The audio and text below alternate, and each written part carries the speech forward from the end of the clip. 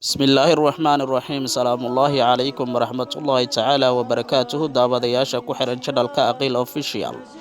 waxaan halkan idinkugu soo gudbin doonaa maanta sidee baad ku ogaan kartaa jirkaaga inuu caafimaad qabo sidoo kale sidee baad ku ogaan kartaa jirkaaga inuusan caafimaad qabin halkan ayaad kaga baga doontaa hadduu Rabbi weyne raali ka noqdo ka hor intaan barnaamijka guda galin waxaan idinka codsanaynaa inaad subscribe saartaan like iyo share kana aad ku qabataan si ay dhiirigelin inoo noqoto insha Allah taala caafimaadku waa marka ay fiyoobi qabaan xubnaha jirka ugu muhiimsan sida maskaxda wadnaha iyo beerka kuwaas oo kaalin muhiim ah ka ciyaara isla mar ahaantaana suurageliya badqabka caafimaadka ee jirkaaga dhanka kale cudur waa marka ay fiyoobi dari la soo gudboonaato xubnaha jirka ugu muhiimsan sida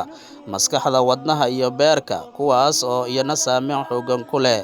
guud ahaan intaas ayaan ku soo gabagabeynaynaa barnaamijkeena inta barnaamijkan midkiisa xiga aynu ku kulmi doono waa bahda barnaamijka oo idinkaga isku duwan oo idinkaga tagaya sidaas iyo nabadiino nooli kulanti dambe oo xiiso badan